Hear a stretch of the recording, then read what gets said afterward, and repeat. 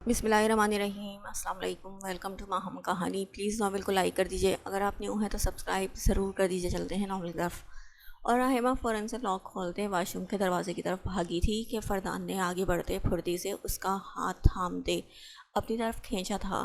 اپنے حصار میں قید کرتے فردان نے اسے دیکھا تھا، جو نیوی بلو کلر کے لہنگے میں سجی دھجی اب آنکھیں سختی سے نیچے خود کو اس سے چھڑوانے کی تکدو کر رہی تھی، لیکن وہ ٹس سے مس نہ ہوا۔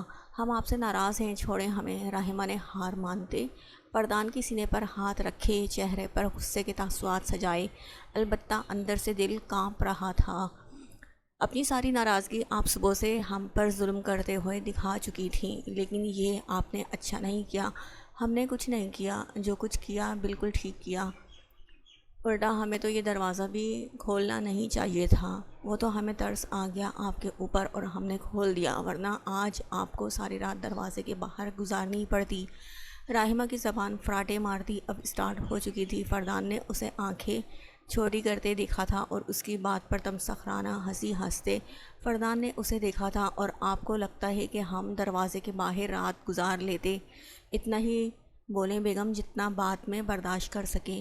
یہ جو آپ کی 6 فٹ لمبی زبان سے نا، آپ ہمیشہ کی طرح کچھ نہ کچھ بولتی ہیں، یہ زبان آپ کو ہمیشہ مشکل میں ڈال دیتی ہے۔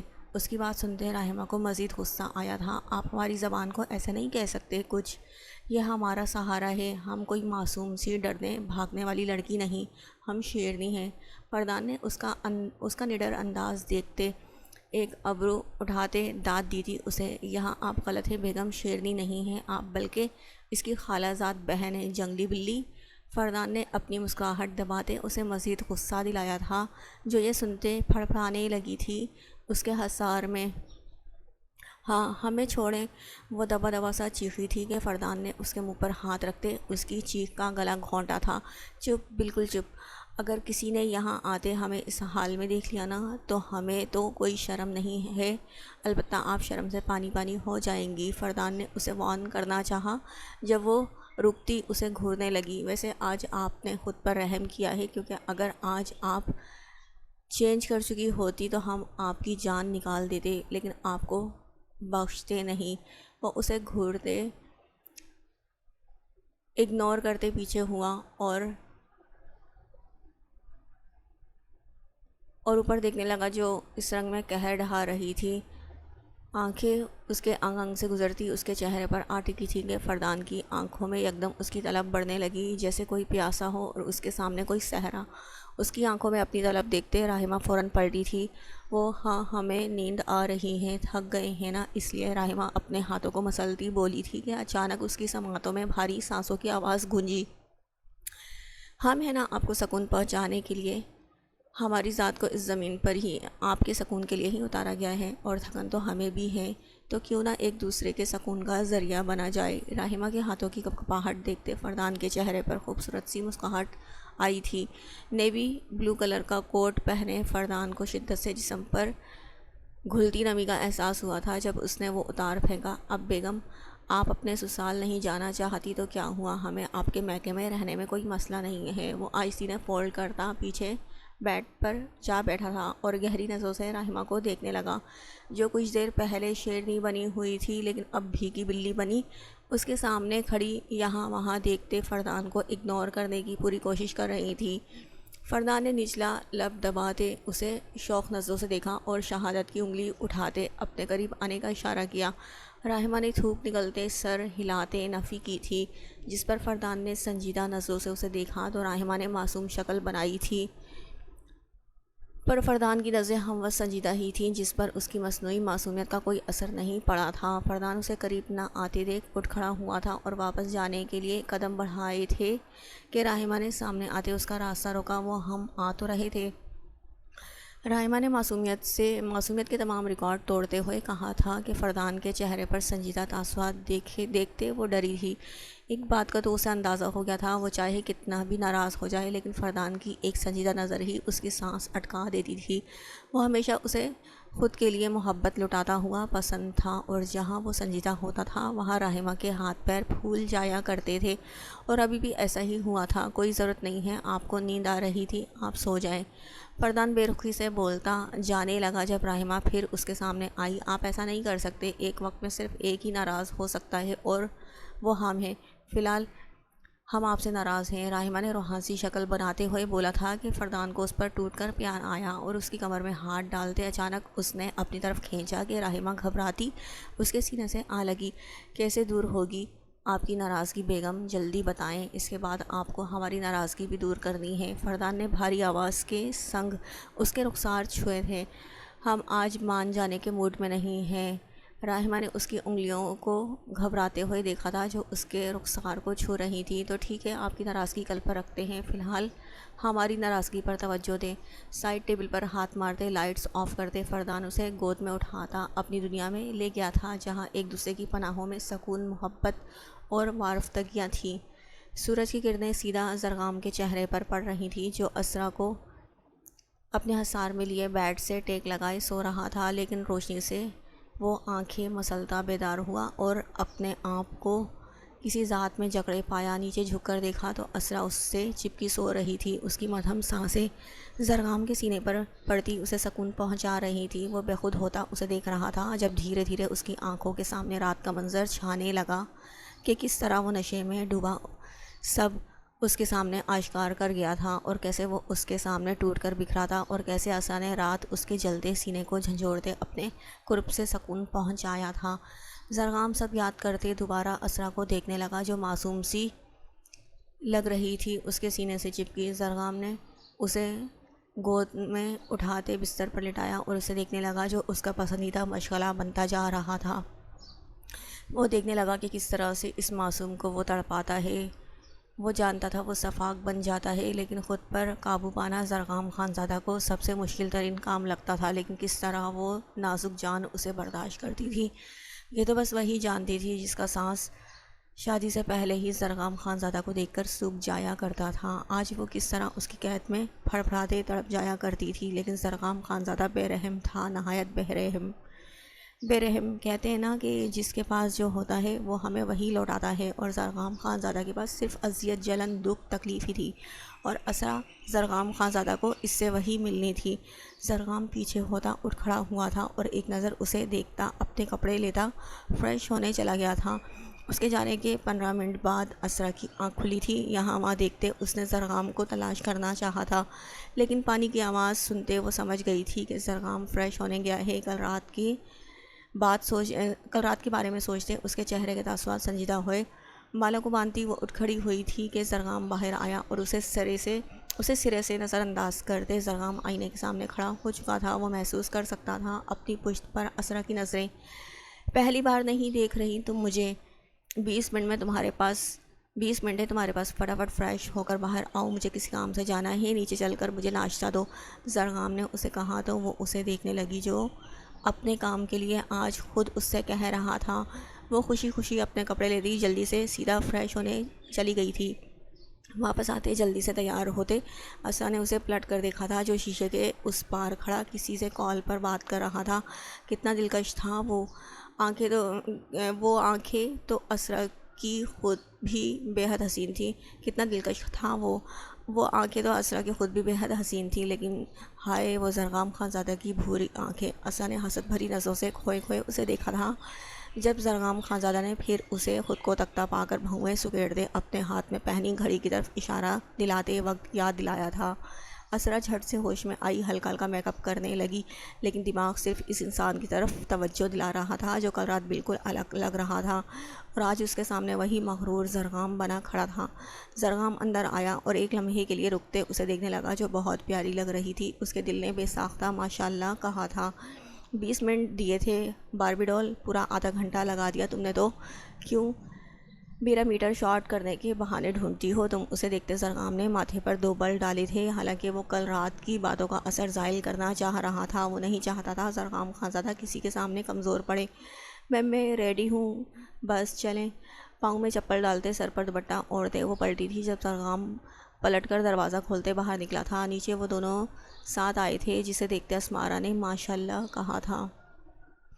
زرغام نے نیچے آتے سب کو سلام کرتے اپنی سیٹ سنبھالی تھی۔ اسرا جلدی سے اس کی پلیٹ تیار کرتی اس کے برابر میں بیٹھی تھی۔ بیٹا آج نرمین اور کبیر ترکی جا رہے ہیں تو تم اسرا کو لے جاؤ حویلی، وہ مل آئے گی۔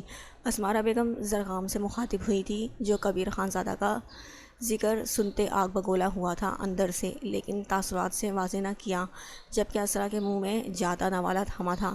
اس نے چور نظروں سے زرغام کو دیکھا تھا، جو سپاٹ چہرہ لیے بیٹھا تھا۔ جی مورے لے جاؤں گا، زرغام نے جواب دیا تو اسرا نے پلٹ کر حیرت سے اسے دیکھا۔ وہ جانتی تھی زرغام کبھی مورے کی کوئی بات نہیں ٹالے گا، لیکن وہ جس اذیت میں رہے گا وہاں یہ سوچتے اسرا کا دل بیٹھا تھا۔ وہ محبت کرتی تھی، اس سے کیسے برداشت کرتی اس کا تڑپنا، جو وہ سب سے تو چھپا لے گا لیکن خود اندر ہی اندر سلگتا رہے گا۔ نہیں پھپھو جانی، آج ہماری طبیعت کچھ ٹھیک نہیں لگ رہی۔ لالا اور آپو سے تو ہم کل ہی مل لیے تھے، باقی بات ہم فون پہ کر لیں گے۔ اسرا نے سہولت سے انکار کیا تھا۔ اسمارا بیگم نے زرغام کو ایک لمحے کے لیے دیکھا تھا۔ کیا وہ اس کے لیے اپنے گھر والوں سے ملنے کو منع کر رہی تھی؟ یہ سوچتے زرغام کے سخت دل پر کسی نے درار ڈالی تھی۔ خیریت بیٹا، آپ کی طبیعت تو ٹھیک ہے نا؟ اسمارا بیگم نے پریشانی سے کہا تو اسرا مسکرائی۔ جی پھپھو جانی، بس کل کی وجہ سے بہت تھکن ہو گئی ہے نا، تو سر میں درد ہے، اور پھر کل سے ہمارے پیپرز بھی ہیں، تو صحت اس سے بھی تھوڑی ٹینشن میں ہے۔ اسرا کے جواب پر اسمارا بیگم کو تسلی ہوئی تھی، البتہ زرغام اب کھڑا ہوا تھا۔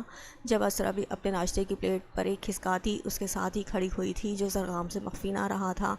اسرا نے دروازے تک پہنچتے زرغام کو پیچھے سے آواز لگائی تھی۔ وہ پلٹا اور اس کا معصوم چہرہ دیکھنے لگا۔ وہ قریب آتی آیت الکرسی پڑھتے اس پر حصار باندھ گئی تھی کہ زرغام نے آنکھیں بند کرتے اس تحفظ کو محسوس کیا تھا۔ وہ جب تک گاڑی میں نہ بیٹھ گیا، اسرا وہاں کھڑی رہی، اور پھر گاڑی اسٹارٹ ہونے تک اسے اسرا نظر آئی تھی، جسے دیکھتے وہ ہلکا سا مسکرایا تھا، بالکل انجان سی مسکان جس سے وہ ناواقف تھا۔ صبح کا سورج آتے ساتھ ہی سب کو اداس کر گیا تھا، کیونکہ کبیر تو جا رہا تھا پر ساتھ نرمین کو بھی لے جا رہا تھا، جس کی کمی سب کو ہی کھلنے والی تھی۔ نرمین بھی اداسی سامان باندھ چکی تھی، اور 1 گھنٹے میں ان کی فلائٹ تھی۔ عبایا پہنتے خود کو ڈھکتے وہ سب سے ملنے لگی تھی۔ داد جان نے کبیر کو خوشی سے گلے لگایا تھا۔ خوش رہو میرے جگر، اللہ تمہیں کامیاب کرائے۔ داد جان نے مسکراتے اسے دعا دی تھی، جس پر وہ خوشی سے انہیں دیکھنے لگا، اور پھر پلٹ کر نرمین کو دیکھا، جو مسکراتی اسے آنکھیں بنا جھپکے اسے خیر کا اشارہ دے گئی تھی۔ کبیر مسکراتا داد جان اور باقی سب کی دعاؤں کے حصار میں نرمین کو لے کر وہاں سے چلا گیا تھا۔ نرمین پہلی بار پلین کا سفر کر رہی تھی، جس کی وجہ سے اس کے دل میں انجانا سا ڈر تھا۔ خان، کیا کوئی اور راستہ نہیں ہے ترکی جانے کا؟ نرمین نے تھوک نکلتے نم آنکھوں سے کبیر کو دیکھا تھا۔ نہیں، بس یہی ایک راستہ ہے وہاں پہنچنے کا۔ کبیر نے اس کی معصوم آنکھیں دیکھیں، جو ڈر سے بار بار جھپک رہی تھی۔ لیکن ہم وہاں زندہ تو پہنچ جائیں گے نا؟ نرمین کی بات پر کبیر نے اپنی ہنسی دبائی تھی۔ جہاز بس پروان چڑھنے ہی والا تھا۔ کبیر نے ایک خاموش نظر باہر کو ڈالتے اس کے چہرے پر ڈالی، جو پریشانی سے اس کے جواب کی منتظر تھی۔ کچھ کہہ نہیں سکتے کہنے، اگر ہم زندہ نہ رہے تو سوچیں، میں وہ الفاظ سنے بغیر ہی اس دنیا سے کوچ کر جاؤں گا، جو میری خواہش ہے کہ میں آپ کے منہ سے سنوں۔ کبیر نے اس کا دھیان بھٹکانا چاہا تھا، جس میں وہ کامیاب بھی ہوا تھا۔ کیسی باتیں کر رہے ہیں آپ؟ اللہ نہ کرے آپ کو کچھ ہو، آپ کو ہماری زندگی بھی لگ جائے، آپ بس خاموش رہیں۔ کبیر نے اس کی بات پوری ہونے سے پہلے ہی برہم ہوتے اس کے نقاب کے پیچھے چھپے ہونٹوں پر انگلی رکھ دی تھی۔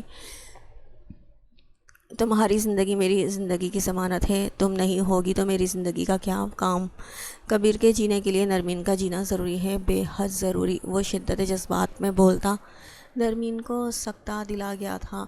کبیر کی آنکھیں اس کے الفاظ کی عکاسی کر رہی تھی، وہ ان گہری آنکھوں میں ڈوبنے لگی تھی۔ جب کبیر نے جھکتے اس کی آنکھوں کو چوما تھا، نرمین پیچھے ہوئی تھی اور ادھر ادھر دیکھا تھا، جہاں کوئی ان کی طرف متوجہ نہ تھا۔ اس کی بھوکلاہٹ دیکھتے کبیر ہولے سے ہنسا تھا۔ بے فکر رہیں، میری زندگی کسی نے نہیں دیکھا، کبیر نے اسے کہا تو وہ اسے ٹھیک سے گھور بھی نہ سکی، اور وہ اپنی منزل کو روانہ ہوئے جہاں اس شہر کی خوشیاں ان کا انتظار کر رہی تھیں۔ ترکی کی فضا میں گہرا سانس بھرتے کبیر کو اپنے پرانے دن اور وہ دوست یاد آئے تھے جن سے اس دن کے بعد سے کبیر نے کلام نہ کیا تھا۔ انہیں یاد کرتے کبیر نے سر جھٹکا تھا اور برابر میں کھڑی نرمین کو دیکھا تھا جو باقی سب عورتوں کو دیکھ رہی تھی، جو تنگ لباس اور کم لباس میں گھوم رہی تھی۔ اور پھر اس نے ایک نظر اپنے آپ کو دیکھا جو وائٹ عبایا پہنے، اس پر وائٹ ہی حجاب پہنے، جن سے صرف دو آنکھیں نظر آ رہی تھی۔ خود کو ڈھکنا چھپانا اسے اپنے رب کا دیا ہوا تحفظ لگتا تھا جو وہ دل سے کرتی تھی۔ منہ بناتی وہ اب کبیر کو دیکھنے لگی جو کافی دیر سے اس کی آنکھوں کو لوگوں کو دیکھ کر شاکر ہوتا، پھر ان آنکھوں میں اترتی ناگواری اور پھر خود کو رشک سے اپنے عبائے میں دیکھنا ملاحظہ کر رہا تھا۔ کبیر اپنی مسکراہٹ چھپاتے اس کے کندھے کے گرد ہاتھ رکھتے اپنے حصار میں لیتے آگے بڑھا۔ ایک کشادہ فلیٹ کا دروازہ کھولتے کبیر سارا سامان لیے اندر آیا تھا اور اس کے پیچھے نرمین جو ستائشی نظروں سے اس گھر کو دیکھ رہی تھی، جہاں داخل ہوتے ہی اچھا خاصا بڑا لاؤنج تھا جس کے ساتھ ہی امریکی طرز پر بڑا کچن تھا اور اس کے سامنے بنا ایک روم، پھر سامنے ہی گول دائرے میں بنی سیڑھیوں سے چڑھتے وہ اوپر آئے تھے جہاں کا دروازہ کھولتے کبیر اندر داخل ہوا۔ وہ کسی کا بیڈ روم تھا جو نہایت ہی حسین ترین تھا، حویلی جتنا بڑا تو نہیں تھا لیکن کافی حد تک خوبصورت تھا۔ آخر کبیر خانزادہ کا روم تھا، وہاں ہو یا یہاں اس کی پسند ہر جگہ سراہی جاتی تھی۔ پورا کمرہ سفید رنگ سے رنگا تھا جہاں کا فرنیچر بلیک رنگ کا تھا۔ ایک وال پر بنا اسٹائلش مرد اور اس کے سامنے رکھی ٹیبل جس پر مرر اور اس کے سامنے ٹیبل جس پر دنیا جہاں کے برانڈڈ پرفیوم رکھے تھے۔ دائیں طرف رکھے دو صوفے اور ان کے بیچ میں رکھی میز اور کمرے سے ہی منسلک ایک بالکنی تھی جس کا دروازہ شیشے کا تھا، جسے کھولتے ساتھ وہاں بنا سوئمنگ پول تھا جس کے چاروں طرف شیشے کی دیواریں تھیں اور اس کے آس پاس ہرے بھرے پودے رکھے تھے۔ اس کمرے کو دیکھ کر نرمین ساخت ہوئی تھی۔ اتنا شاندار کمرہ کبیر خانزادہ کا ہی ہو سکتا تھا۔ کبیر نے اس کی آنکھوں میں امٹتی ستائش دیکھتے اسے اپنے حصار میں لیا تھا اور اپنے ہاتھ کی دو انگلیوں سے اس کا نقاب نیچے کیا تھا۔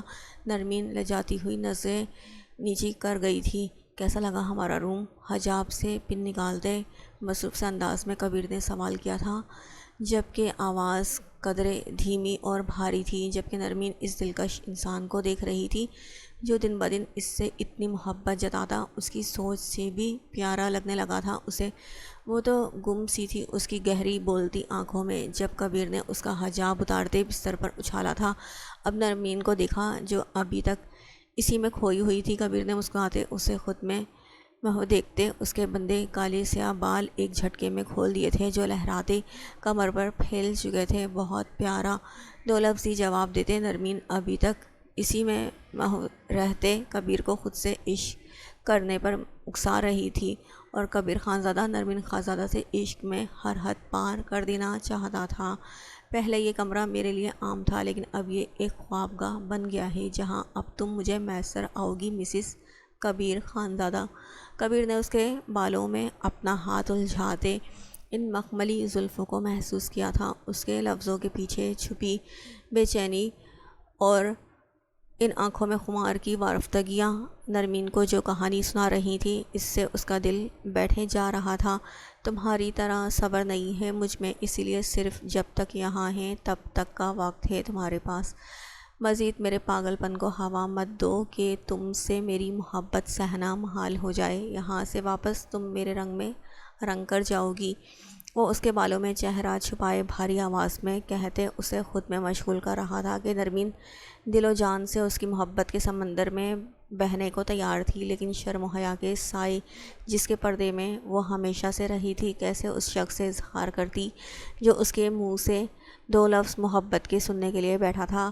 وہ ہاں ہمیں فریش ہونا ہے۔ کبیر کے قرب کو سہتے اسے محال لگا تھا جو کبیر اس کی گہری سانسیں بھرتے وجود کو دیکھتے محسوس کر سکتا تھا۔ مسکراتے وہ اسے خود سے الگ کر گیا تھا جب وہ عبایا رکھتے وہاں سے واش روم میں بند ہوئی تھی۔ پیچھے کبیر بھی مسکراتا بستر پر لیٹتے موبائل پر مصروف ہو چکا تھا اور اب سنجیدہ تاثرات لیے ارحم کا نمبر دیکھتے اسے کال ملائی تھی۔ کیا واقعی تو یہاں اس شہر میں ہے اور تو نے بتایا بھی نہیں؟ ارحم شاکڈ کسی کیفیت میں ڈوبا بولا تھا۔ ہاں کچھ کام کے سلسلے میں یہاں آنا پڑا۔ چند دنوں کے لیے یہیں ہوں، اس کے بعد چلا جاؤں گا واپس۔ کبیر کی بات سنتے ارحم کھڑا ہوا تھا۔ چل ٹھیک ہے، کہاں ہے پھر تو؟ اپنے فلیٹ میں آتا ہوں میں۔ ہے ارحم اپنی رو میں بولتا جا رہا تھا جب کبیر نے اسے ٹوکا۔ رک جا بھائی، اب میں اکیلا نہیں ہوں، میری بیوی بھی ہے میرے ساتھ، اسی لیے گھر آنا مناسب نہیں ہے۔ رات کو فری ہو کر میں تجھ سے ملتا ہوں۔ کبیر کی بات سنتے ارحم خاموش ہوا تھا۔ پچھلی بار عرش کی اس بے وقوفی کے بعد سے کبیر نے کتنے وقت ان کی کال نہیں اٹھائی تھی۔ ارحم نے عقل مندی سے کام لیتے مناسب سمجھا تھا۔ چل ٹھیک ہے، اب تو بھابھی بھی ہیں وہاں، تو ایسا کر میرے فلیٹ آ جا، میں عرش کو بھی بلا لوں گا۔ عرش کا نام سنتے کبیر خاموش ہو چکا تھا۔ جب ارحم نے پھر بولا،